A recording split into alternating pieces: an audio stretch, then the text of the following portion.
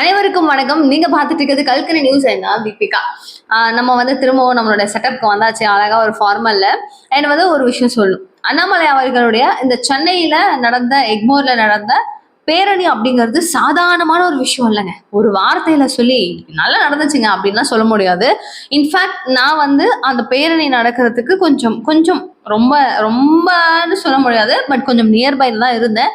அவ்வளோ க்ரௌட். என்னால் வந்து அங்கே போகணுன்னு எனக்கு ரொம்ப ரொம்ப ஆசை, போய் பார்க்கணுன்னு ரொம்ப ரொம்ப ஆசை. ஆனால் லிட்ரலி என்னை வந்து ரொம்பவே தடுத்தாங்க. பிகாஸ் ஐ ஆல்சோ நோ, என்னால் வந்து இந்த டைம்ல இந்த ப்ரெக்னென்சி டைம்ல என்னால் உள்ளே போய் வெளில வர்றதுதான் சாதாரணமான விஷயம் கிடையாது. எனக்கு நல்லா தெரியும். நானும் ஆனால் உள்ள ஒன்று சொல்லும்ல, ஐயோ போனால் நல்லா இருந்திருக்குமே, ஐயோ பார்த்தா நல்லா இருந்திருக்குமே. சரி, அதை வந்து லைவ்ல பார்க்கும் போதும் அந்த ஃபோன்ஸ்ல டிவிஸ்லாம் பார்க்கும்போது செம்ம க்ரௌடுங்க, அவ்வளோ க்ரௌடுங்க, ஒரு எப்பிக்கா இருந்துச்சு பயங்கரமா. ஸோ இது வந்து ஒரு சாதாரணமான ஒரு விஷயம் கிடையாது. இது வந்து ஈஸியா அண்ணாமலை ஒரு கட்சி ஆரம்பிச்சிருக்காரு, அப்படியே கூட்டியிருக்காரு அப்படிலாம் கிடையாது. இது வந்து ஒரு புரட்சி.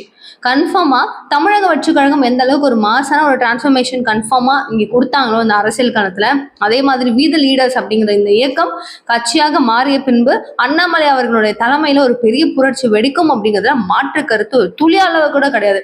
நம்ம உட்காந்து நம்ம பேசுவோம் அதை லைவா, அந்த ஒரு பிளேஸ் இல்ல அங்க வந்து நம்மளுக்கு தெரியுது இங்க ஒண்ணு நடக்குதுன்னு, அதுக்காக ஆர்வமா போறவங்களை பார்க்கும் போது ஒண்ணு தோணும்ல மனசுல, அது என்னெல்லாம் தெரியாது, சே சூப்பர்ப்பா, உண்மையா அது பெருசா வரும்பா அப்படின்னு தோணும்ல. அந்த தோணலுக்கான இந்த பிரதிபலிப்பு தான் நான் இப்போ உங்ககிட்ட பேசிட்டு இருக்கிறது. முதல்ல விஜய் அவர்களுக்கு அண்ணாமலை அவர்கள் போட்ட ஒரு பதிவு என்ன அப்படிங்கறத நான் தெளிவா பேசிடுறேன். ஸோ ஒரு நபர், அதாவது தமிழக வெற்றி கழகத்துல இருக்கிறவங்க பொதுவாக என்ன பண்றாங்க, ஆட்சியில அதிகாரத்துல இருக்கும் அப்படிங்கிறதுனால என்னென்னத்தையோ பேசுறது அப்படிங்கிற ஒரு விஷயம் நடக்குது. ஸோ உன் பொண்டாட்டிய யார் இந்த மாதிரி ரொம்ப தவறுதலான வார்த்தைகள் அப்படிங்கிறது இங்க யூஸ் பண்ண அண்ணாமலை அவர்களுடைய சப்போர்ட்டர்ஸாக இருக்கக்கூடியவர்கள் இவங்க விமர்சனம் செய்ய இந்த மாதிரி மாத்தி மாத்தி விமர்சனங்கள் அப்படிங்கிறது ஒரு மாதிரி உச்சத்துக்கு போகுது. ஈவன் அது வந்து அண்ணாமலை அவர்களுடைய இயக்கத்துக்காகட்டும், திமுக ஆகட்டும், அதிமுக ஆகட்டும், தவேகாக்கு ஆகட்டும், எல்லாருக்குள்ளயுமே நான் சிங்கா போயிட்டு இருக்கு. ஸோ இது எல்லாத்தையுமே பார்த்துட்டு இருந்த அண்ணாமலை அவர்கள் கைது நடவடிக்கை அப்படிங்கிறது ஒரு விமர்சனம் வைக்கிறதுனால கைது நடவடிக்கை அப்படிங்கிறது எங்களுடைய வி தி லீடர்ஸ் இயக்கத்தினுடைய ஒரு வாலண்டியரை நீங்க செய்திருக்கிறீங்க, இது தவறு அப்படின்னு சொல்லிட்டு அண்ணாமலை அவர்கள் ஒரு பதிவு ஒண்ணு என்ன பண்றாரு, விஜய் அவர்களுக்கு கொடுக்குறாரு. இது வார்னிங் மாதிரியும் வச்சுக்கலாமான்னு கேட்டீங்கன்னா அப்கோர்ஸ் என்ன சொல்றாரு அவர் டீடைல்டா அப்படின்னு சொல்லி பாத்தீங்கன்னா, திமுக அரசாங்கம் இந்த மாதிரி எந்த அளவுக்கு ஒரு அடி வாங்கி உட்கார்ந்துருக்காங்க ஓரமா அப்படின்னா தான் அப்படின்னு சொல்லி ஒரு மெத்தனத்துல உட்கார்ந்துருந்தாங்க. நாங்க என்ன வேணா செய்வோம், மக்களை வந்து நாங்க எப்படி வேணா பண்ணுவோம் அப்படின்னு சொல்லிட்டு ஒண்ணு பண்ணிட்டு இருந்தாங்க. ஸோ இதனுடைய ரியாக்ஷன்ஸ் அப்படிங்கிறது தான் அவங்க அங்க போய் மூலையில உட்காந்துருக்கிறதுக்கு காரணம். இந்த மாதிரி திரும்பவும் ஆட்சி அதிகாரம் இருக்கு, என்ன வேணா செய்யலாம் அப்படிங்கறத தவேகா அரசு செய்யவே கூடாது. தயவு செய்து விமர்சனங்கள் அப்படிங்கிறது ஒரு சின்ன சின்ன விஷயங்கள் வரும் போகும், அதை நம்ம வந்து பாஸ் பண்ண ஒரு அரசாங்கம் அப்படிங்கிறது அமையறதெல்லாம் சாதாரணமான ஒரு விஷயம் கிடையாது. இது வரும் போகும். இதை வந்து பெரிய விதமாக எடுத்துட்டு போயிட்டு ஒரு கைது நடவடிக்கை, சின்ன சின்ன விமர்சனங்களுக்கெல்லாம் கைது நடவடிக்கை அப்படிங்கிறது ஏற்றுக்கொள்ளப்படாது. இது உங்களுடைய பார்வைக்கு உங்களுடைய கவனத்துக்கு வந்து சேரணும் அப்படின்னு சொல்லிட்டு ஒரு ஸ்கிரீன்ஷாட்டோட அந்த மேட்டர் சொல்லியிருக்கிறார். உண்மையா இந்த விஷயம் அப்படிங்கிறது எஸ் அஃப்கோர்ஸ் எல்லாருக்குமே இது சூப்பரா அப்படின்னு கேட்டீங்கன்னா சில இடங்கள்ல பாதிக்கப்படுறவங்களும் இருக்காங்க, சில இடங்கள்ல ஓகே ஃப்ரீடம் ஆஃப் ஸ்பீச் அப்படிங்கிறதும் இருக்கு. தவேகா அரசாங்கத்தை விமர்சனம் செய்யலாம், ரொம்ப தவறுதலா செய்ய வேண்டாமே அப்படிங்கிறது தான். ஒரு பாலிடிக்ஸ் சரியில்லை, இது சரியில்லைங்கிறது ஓகே, பட் இன்டீரியரா போயிட்டு இவங்கள மாத்தி மாத்தி அடிச்சுக்கிறது பேசிக்கிறது ஏன், எதுக்கு? அவங்கவுங்க பர்சனல் லைஃப்குள்ள போவேணாங்கிறத அண்ணாமலை ஈவன் சொல்றாருல்ல, அதையும் கேட்டுட்டு போலாம்ல. யாரும் யாரையும் புண்படுத்துற மாதிரி பேசிக்க வேணாம். இந்த ஆட்சியில நடக்கக்கூடிய அரசாங்கம், நடத்திட்டு இருக்கிற அரசாங்கம் சரியில்லை, இந்த திட்டம் சரியில்லை, இது இன்னும் இப்படி இருந்தா நல்லா இருக்கும், நீங்க ஊழல் செய்றீங்க, இந்த அமைச்சர் சரியில்லை, இது இன்னும் நல்லா இருந்தா, இப்படி இருந்தா, இந்த மாதிரியான விஷயங்களை சொன்னா பரவாயில்ல. பட் ஃபேமிலி எடுத்துட்டு உள்ள வர்றது, ரிஸ்கியா எடுத்துட்டு வர்றது ஏன் தேவையில்லாம இந்த மாதிரி செயல்கள்ல ஈடுபட வேண்டாம் அப்படிங்கிறதையும் நான் தெரிவிச்சுக்கிறேன். இந்தியா டுடே கான்ஃபரன்ஸ் மீட் வந்து நடக்குது. ஸோ இந்தியா டுடே அப்படிங்கிற இது வந்து ஃபுல் அண்ட் ஃபுல் வந்து இங்கிலீஷ் சேனல் இல்லையா, இதுக்கப்புறம் தமிழ்லையும் அப்படின்னு சொல்லிட்டு இதற்காக ஒரு திறப்பு விழாமா நடத்துறாங்க. நம்ம விஜய் அவர்கள் தான் வந்து சீஃப் கெஸ்டா வராரு. ஸோ அவர் போறாரு. அடுத்து அண்ணாமலை அவர்கள் இந்த ரவுண்ட் டேபிள் கான்ஃபரன்ஸ் சொல்லுவாங்க இல்லையா, இந்த பாலிடிக்ஸ்ல நிறைய நம்ம பார்த்துருப்போம். ஸோ அது மாதிரி இந்தியா டுடே ஒன்று கண்டக்ட் பண்றாங்க. இதுல அண்ணாமலை அவர்கள் வந்து உட்கார்றாரு, நிறைய சுவாரஸ்யமான விஷயங்களை போட்டு உடைக்கிறாரு. முக்கியமா எல்லாருக்கும் இருக்கக்கூடிய ஒரு சந்தேகம், பொதுவா இவர் பாக்குறாங்க அப்படின்னும் போது விமர்சனங்கள் அப்படிங்கறது வைக்கக்கூடிய விதத்துல எல்லாரும் சொல்றது என்னவா இருக்கும், இவருக்கு ஃபண்ட் யாருப்பா கொடுக்குறா, இவ்வளவு பெரிய மாநாடு நடத்துறாரு. எப்படி வருது காசு? எங்க இருந்து வருது? குப்பை கிடங்குகள்லாம் நோடுறாரு. எப்படி எப்படி என்ன எப்படி சாத்தியம் அது? கொடி அது இதுன்னு எவ்வளவோ இருக்கே அப்படின்னு சொல்லி நிறைய கேள்விகள் அப்படிங்கிறது வருது. இப்போ இந்த ஒரு கொஸ்டின் என்ன பண்றாங்க, அந்த நபர் வந்து கேட்கறாங்க, அங்க இருக்கக்கூடிய ரிப்போர்ட்டர் கேட்கறாங்க, who is a fund riser for you அப்படின்னு சொல்லிட்டு. அவர் சொல்றாரு, ஃபண்ட் அப்படிங்கிறதுலாம் இல்லை, நம்ம வந்து நடத்துறது ஒரு ரிஜிஸ்டர்டு என்ஜிஓ. எப்படி? Registered NGO. அவங்க வாலண்டியர்ஸ் அப்படின்னு சொல்லி வரும்போதே அவங்களுக்கு இன்ட்ரெஸ்டோட அவங்க வராங்க. அவங்களுடைய கை காசை போட்டு தான். இப்போ நாங்கள் வந்து பெருசா ஒன்றும் பண்ணல, இருக்கிற இடங்களை கிளீன் பண்றோம், குப்பை பொறுக்கி போடுறதாட்டம். இப்போ வந்து ஈவன் நம்ம ஃபாரின் கண்ட்ரீஸ்ல இருந்து சில கான்ட்ரிபியூஷன்ஸ் அப்படிங்கிறது மரக்கன்றுகள் நாங்கள் இவ்வளவு ஏத்துக்கிறோம்னு சொல்லிலாம் நம்மளே படிச்சிருந்தோம், சொல்லியிருந்தோம்.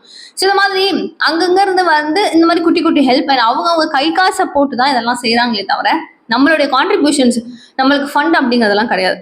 நம்மளுடைய ஃபண்டு கை, நம்மளுடைய ஃபண்டு கால், நம்மளுடைய ஃபண்டு ஹார்ட். ஸோ இது எல்லாமே அழகா இயங்குது. அப்படிங்கும்போது எதுக்குங்க பெரிய அளவுல ஃபண்டு? பட் விஜய் அவர்களுடைய கவர்மெண்ட் வந்ததுக்கு அப்புறமா ரொம்ப காஸ்ட்லியா இந்த எலெக்ஷன் ஜேர்னி, இந்த பாலிடிக்ஸ் அப்படிங்கிறது இருக்குன்றத குறைச்சிருக்கிறாரு விஜய்ன்றது ரொம்ப சந்தோஷம். என்னால் அவ்வளோலாம் செலவு பண்ணி இந்த பாலிடிக்ஸ்ல வந்து பில் பண்ண முடியுமானா எனக்கு தெரியல, சந்தேகம் தான். ஆனா விஜய் வந்து குறைச்சிருக்காருன்றது சந்தோஷம். ஸோ இதுக்கப்புறம் வந்து பெருசா பணம் தேவைப்படாது அப்படிங்கிறதையும் அண்ணாமலை சொல்லியிருக்காரு. ஸோ வாய் அடைச்சு போயிருக்கும் யாருக்கு அப்படிங்கிறது உங்களுக்கு தெரிஞ்சிருக்கும். ஃபண்ட் வருது, அங்கிருந்து வருது, இங்க இருந்து வருது, அப்படி வருது, இப்படி எப்படியாவது வரட்டுமே, உங்களுக்கு என்ன பிரச்சனை? அவர் செய்ய விடுங்களேன், வேலை செய்ய விடுங்களேன். நசன்னு சும்மா ஏறி மிதிச்சு குதிச்சு தேவையா? என்னத்த சொல்றதுன்னு தெரியலங்க. அடுத்து இவங்க கேட்கறது, ஒரு வேக்கண்டான ஒரு பிளேஸ் அப்படிங்கிறது இப்போதைக்கு தமிழகத்துல இல்லை, ஒரு வெற்றிடம் அப்படிங்கிறது இல்லை, தவைக்காத நிரப்பிட்டாங்க. ஆனா இப்ப எதுக்காக வந்து வீதி லீடர்ஸ், எதுக்காக வந்து இப்ப அண்ணாமலை வந்து என்ன செய்ய போறாரு அப்படிங்கிற ஒரு கேள்வி வரும்போது, ஏன் ஃபில் ஆகல? ஒரு பக்கம் ஃபில் ஆயிட்டு இன்னொரு பக்கம் ஃபில் ஆகல அப்படிங்கிறாரு அண்ணாமலை. அவர் என்ன சொல்றாரு, அதிமுக இருக்கு, அதுக்கு ஆப்போசிட் திமுக. ஸோ காங்கிரஸ் இருக்கு, அவங்களுக்கு ஆப்போசிட்ல பிஜேபி. இது மாதிரி ஒரு கட்சிக்கு இவங்க அப்போஸ் அப்படின்னு சொல்லி இருக்கிற நேரத்துல தவைக்காவுக்கு அப்போஸ் யாருமே இல்லையே. திராவிடன் பார்ட்டிஸ்லாம் வாய்ப்பே இல்லை. இதுக்கப்புறம் அவங்க ஏறி குதிச்சு மேல வந்து சான்ஸே இல்லை, வாய்ப்பு குறைவு, ரொம்ப ரொம்ப குறைவு. ஸோ இதுக்கப்புறமா அண்ணாமலையினுடைய பார்ட்டி அப்படிங்கிறதும் விஜய் அவர்களுடைய தமிழக வெற்றி கழகம் அப்படிங்கிறதுக்கு நடுவுல தான் போட்டியே இருக்க போகுது. ஸோ வரப்போற தேர்தல் எல்லாம் இப்படிதாங்க இருக்கும் காலம் அப்படின்னு சொல்லி சொல்றாரு. ஸோ எக்ஸைட்மெண்ட்ன்றது செம்ம லோடடா இருக்கு. என்ன நடக்கும்ன்றத பொறுமையா பார்ப்போம். இவருடைய அரசியல் தெளிவா தான் இருக்கா தீபிகான்னு கேட்டீங்கன்னா, ஆமாங்க, நல்லா தெளிவா இருக்கிறாரு, ரொம்ப ரொம்ப தெளிவா இருக்காரு. 2029 எலெக்ஷன்ல கிட்டத்தட்ட 1980க்கு பின்னாடி பிறந்தவங்க எத்தனை நபர்கள் இருக்காங்க, எவ்வளவு பேர் ஓட்டு போட துடிச்சிட்டு இருக்காங்கன்னு உங்களுக்கு தெரியுமா? அங்க ஒரு மாற்றம் அப்படிங்கிறது டீனேஜர்ஸா நடந்துச்சு, இளைஞர்களாக நடந்ததுன்னு சொல்ற மாதிரி இந்த நபர்கள் இன்னும் ஓட்டு போட தவிக்கிறவங்க கிட்டத்தட்ட 65,000 நபர்கள் இருக்காங்க. நம்ம எப்படி டீனேஜர்ஸ் ஃபோக்கஸ் பண்றோமோ இவங்களே நம்ம ஃபோக்கஸ் பண்ணோம். இவங்களுக்கு மாற்று அரசியல் தேவைப்படுதுங்கும் போது அது எப்படி இருந்தா நல்லா இருக்கும். ஸோ இது ரெண்டுத்தையுமே பேலன்ஸ் பண்ற மாதிரி நம்மளுடைய பார்வை இருக்கணும். அவங்களுக்கு ஏற்றார் போல அவர்களுக்கு ஏற்றார் போல வேலை செய்யணும். இந்த பாகுபாடு அந்த பாகுபாடு இல்லாம எல்லாமே தெளிவா போகணும்னு சொல்லிட்டு தெளிவா இருக்கிறாரு மனுஷன். இதுக்கு மேல என்னங்க வேணும்? தெளிவா பிளான் பண்ணி அரசியல் களம் இப்படிதான் மூவ் ஆகணும் அப்படிங்கிறதுல ரொம்ப ரொம்ப தெளிவா இருக்காரு. So there is no doubt Annamalai என்னப்பா இப்படி போறாரு அப்படியே போறாரு அப்படின்லாம் ஒன்றும் இல்லை, ரொம்ப ரொம்ப தெளிவா போறாரு. அது நம்ம தெளிவா மண்டக்குள்ள நம்மளே ஏத்திக்கணும். அடுத்து ஓபிஎஸ் அவர்கள், ரமேஷ் அவர்கள் சட்டப்பேரவையில ஒரு குடுகுடுன்னு ஒரு மோதல்.